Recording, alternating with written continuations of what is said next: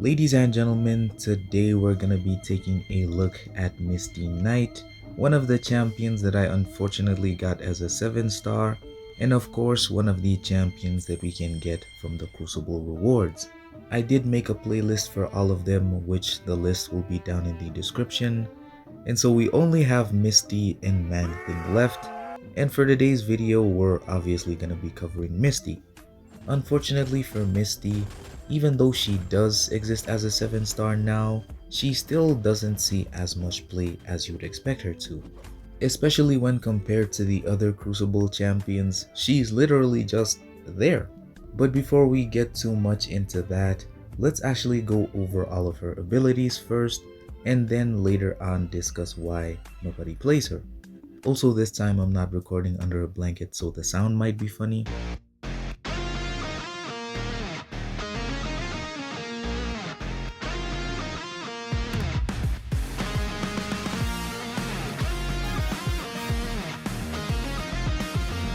Misty is able to gain anti-metal charges, which give her a 3% chance to instantly purify incoming debuffs, and she's also able to gain cryogenic charges, which give her a 1% chance to evade attacks. As for how she gains these charges, whenever she performs a well-timed block, she gains 2 of the anti-metal charges, and against science champions, she actually gains 3 of them instead. Whenever either champion dodges an attack, she gains 2 of her cryogenic charges, and against science champions, she gains 3 of these instead, with a cooldown of 0.5 seconds. She gains 1 anti-metal charge when she performs a light ending combo, and she gains 1 cryogenic charge when she performs a medium ending combo. Her heavy attack allows her to raise the lowest amount that she has by 3, but only if there's a difference of 3 between them, where the first hit will increase her anti-metal charges and the final hit will increase her cryogenic charges. Whenever she's struck by a basic attack, she has a 20% chance to increase her lower charge by 1, and if both of them are currently equal, she then gains 1 charge for both of them. As for her Master of Parry as well as Dexterity, she benefits from the rank 1 Parry as well as Dexterity Mastery, even if they aren't activated, and if the Parry Mastery has already been activated, she then starts each fight with 2 of her anti-metal charges. If the Dexterity Mastery is active, however, she begins with 2 of her cryogenic charges, but let's actually move over to her Equilibrium, yes. Whenever both of her charges are equal, she gains a non-stacking buff based on the number of charges that she actually gains, and if she's actually at max charges and would gain one of these, the buffs will then be refreshed if they're not on cooldown. If she has 3 or more charges, she gains a precision buff for 14 seconds, increasing her critical rating by a certain amount per charge.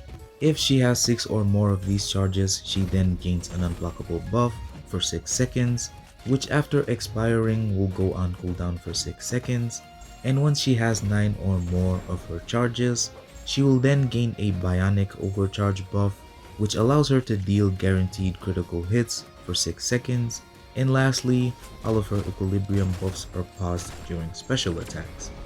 But speaking of special attacks, the special one.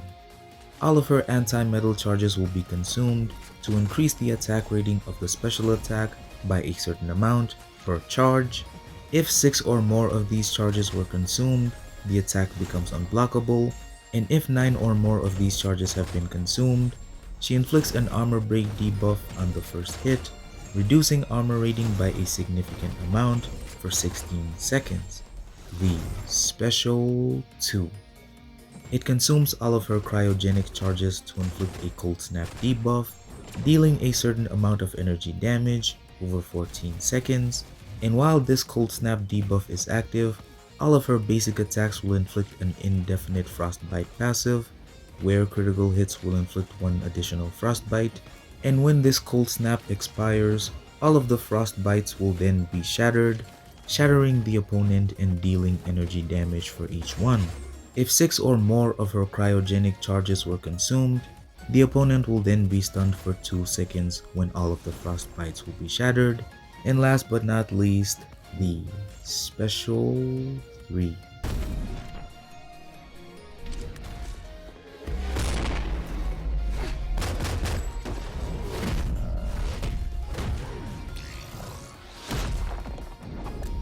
Both of her charges will be maxed out, gaining all of the effects of equilibrium, and she'll also be granted an energized buff, increasing her combat rating by 35% for 14 seconds. But let's actually move over to her awakened ability, which is a whole comic book to read, but basically what it does is, after 47 to 27 seconds, she completes an investigation on the opponent, and once this investigation is done, she gains the following effects for 18 seconds before restarting the investigation once again. When she's facing a science champion, she instantly purifies all debuffs that were placed on her, as well as jumping her instant purification up to 100%. If she's facing a skill champion, then she gains a fury buff for each bleed debuff that is currently on her, increasing her attack rating by a certain amount. And if it's against a tech champion, her special one will then inflict an additional armor break debuff. If she's facing a cosmic champion, she inflicts a disorient debuff, which decreases their block proficiency by 5% and defensive ability accuracy by 10% for each of the buffs that the opponent has. And lastly, if she's facing a mystic champion, she inflicts a suppression debuff, reducing the opponent's combat power rate by 10% for each bar of power that the opponent has. And that's pretty much it for all of her abilities. Definitely a whole book, a whole comic book to read, and it's kind of funny how it's all that long just for her to have one of the most simple kits in the game. But anyways, onto her attire, and she definitely does look good, I will give her that. It's not much, it's definitely not much. The only three things that stand out to me is the pistol, I mean she literally has it on her, as well as the golden arm, which does look cool in its own way but kinda doesn't fit with the drip too much. The design itself is very simple, red, blue, and gold with a big afro at the top, but other than that, it's not really that great. This is definitely one of the weaker costumes that we've covered in this series. Not that it's bad or anything, I do think it looks quite nice, but the fact that this is all there is, nah. And so for the drip, I'll actually be giving this a 4 out of 10. But anyways, on to the topic of why nobody plays her. And for this, it's quite sad because I do think she's a very good champion, especially as an attacker. But unfortunately, in today's day and age, it's simply not enough. Not to say that her damage is bad, but when you compare it to some of the top tier champions in the game, that's the unfortunate truth with most of these champions.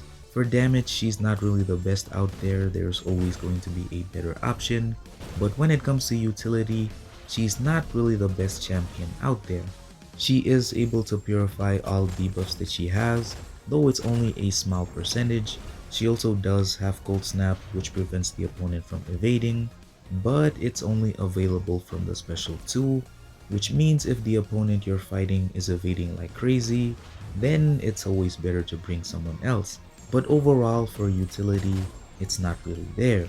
And so when you have a champion that does good damage, has decent utility, it's not really the best combination out there. Players tend to use a champion that excels in either damage or utility, and so for a champion to be okay or average in both of these, they're gonna be benched just like Drax. Of course, this doesn't mean that the champion is bad, it pretty much just means that there's always going to be a better option.